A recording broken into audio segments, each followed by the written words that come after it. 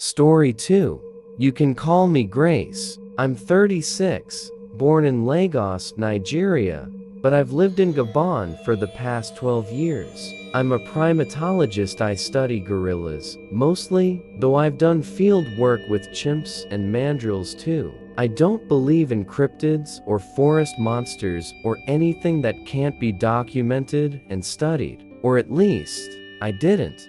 This happened in July of 2021, the Lop National Park. I was there with my research assistant, a young Gabonese man named Jean-Claude, doing a population survey of western lowland gorillas. We'd been in the field for 2 weeks, and it had been good work. We'd cataloged 3 separate family groups, gathered fecal samples for genetic analysis, the whole 9 yards.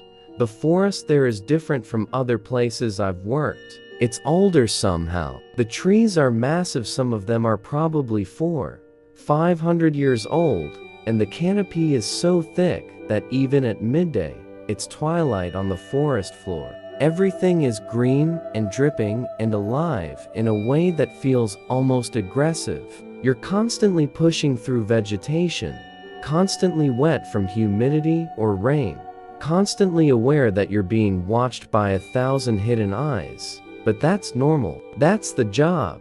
We were tracking a family group, a silverback and his harem of females with juveniles, and we'd been following their trail for most of the morning. The signs were fresh, bent vegetation, knuckle prints in the mud, the distinctive musty smell they leave behind. Jean-Claude and I were maybe 50 meters apart, moving parallel through the understory, trying to triangulate their position.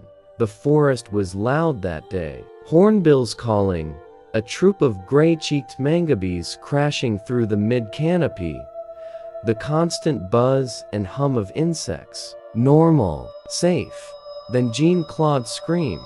Not a yell of surprise, a scream of pure terror, high-pitched and desperate. It cut off halfway through, strangled, like someone had grabbed his throat. I ran toward the sound, crashing through the undergrowth, calling his name. My heart was pounding. I was thinking leopard, maybe, or he'd stepped on a snake. I burst into a small clearing and stopped dead. Jean-Claude was gone. His backpack was there, lying on the ground, straps torn. His machete was there, blade half buried in the dirt like he'd dropped it. One of his boots was there, laces still tied, like it had been pulled off his foot. But Jean-Claude was gone. Jean-Claude! I screamed, spinning in circles. Where are you? The forest had gone silent, completely silent. No birds, no insects, nothing. Just my own ragged breathing and the sound of water dripping from the leaves. Then I heard him. Grace, help. His voice, weak, strained, coming from above me. I looked up. The canopy was thick, layers of leaves and vines creating a ceiling of green, maybe 30-40 meters up. At first, I couldn't see anything, just shadows and fragments of sky. Then I saw movement. Something was dragging Jean-Claude up through the branches. I only caught glimpses: his leg, his arm flopping limply, the white of his shirt. He was moving upward, fast, pulled by something I couldn't see clearly. The branches were shaking violently, leaves raining down. Jean-Claude! I screamed again, uselessly. He didn't respond, or couldn't. I did the only thing I could think of. I grabbed his backpack and pulled out the emergency flare gun we always carried. My hands were shaking so badly I nearly dropped it. I aimed up into the canopy and fired. The flare shot up in a streak of red light, brilliant in the gloom. And for just a moment, maybe 2 seconds, it illuminated everything above me. That's when I saw them. There were dozens of them, maybe more, clinging to the branches, suspended in the canopy, staring down at me. They were vaguely humanoid but wrong in every proportion. Impossibly thin arms and legs like twisted rope, easily 2 meters long, ending in hands with too many joints and fingers like hooks. The bodies were emaciated, ribs showing through grayish-brown skin that looked rough, almost bark-like. But the faces, God, the faces!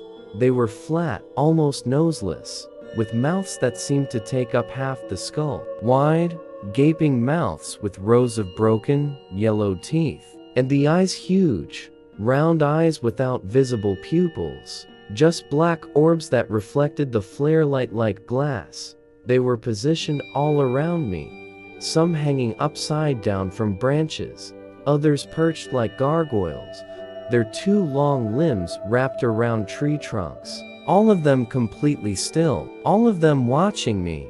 And in the center, 20 meters up, one of them held Jean-Claude. It had him gripped around the torso with one impossibly long arm, his body dangling like a rag doll. I could see his chest moving shallow breaths. He was alive but unconscious, head lolling back. The thing holding him tilted its head at me, almost curious, and then it opened its mouth. The sound that came out was like nothing I'd ever heard. It started as a low clicking, like someone rapidly snapping their fingers, then rose into a high-pitched trill that made my teeth ache. The other creatures joined in, creating this awful chorus that seemed to come from every direction at once. Then they started moving, not toward me. They began passing Jean-Claude between them, hand to hand, moving him deeper into the canopy. It was coordinated, deliberate, like they were working together. One would take him, swing to another branch, pass him to the next. They moved through the trees with impossible speed and grace, their long limbs perfect for that environment. I ran beneath them, crashing through the undergrowth, trying to follow, still screaming Jean-Claude's name. But they were too fast. Within seconds, they'd moved him 50 meters, then 100, swinging through the canopy like nightmarish gibbons. I lost sight of them in the thick vegetation, but I could still hear Jean-Claude screaming. He'd woken up, and his screams echoed through the forest, bouncing off the trees, impossible to pinpoint. They went on for maybe 30 seconds, desperate, terrified, calling for his mother in French, and then they stopped, just cut off, mid-scream. The silence that followed was worse than the screaming. I stood there in the forest, gasping for air, my whole body shaking. I was still holding the flare gun. My mind was trying to process what I'd just seen, trying to categorize it, fit it into some framework I understood. Primates? No wrong body structure, wrong behavior. Some kind of lemur? Impossible wrong continent, wrong size.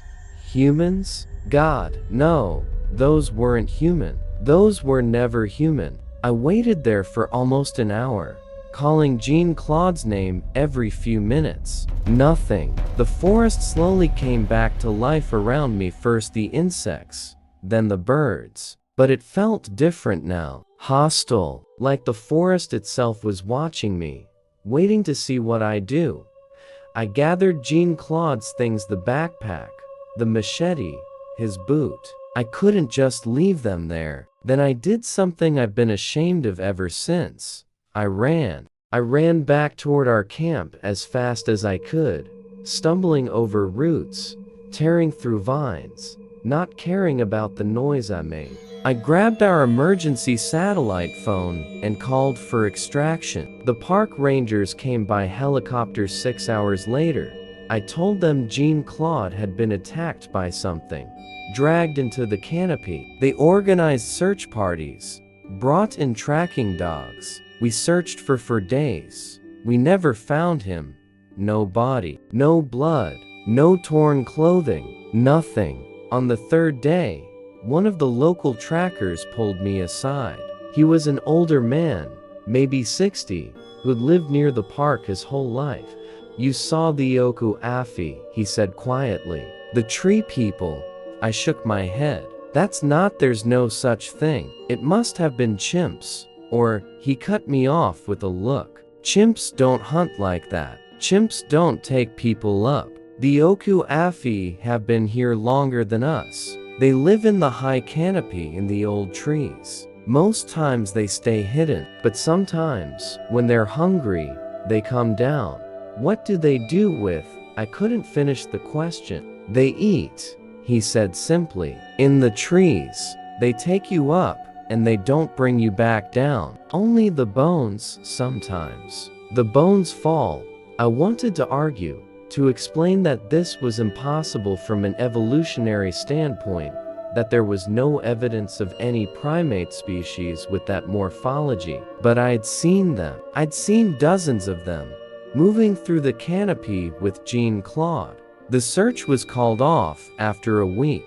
Jean-Claude's family held a memorial service. I attended and said nothing about what I'd actually seen. What could I say? That their son was taken by creatures that shouldn't exist? That he was probably eaten alive in the treetops while I stood below, helpless? I wrote up an incident report for the university. Missing, presumed animal attack. Vague enough to be true. I didn't mention the creatures. I knew what would happen if I did. I'd lose my credibility, my funding, probably my position. The academic world doesn't have room for stories about canopy monsters.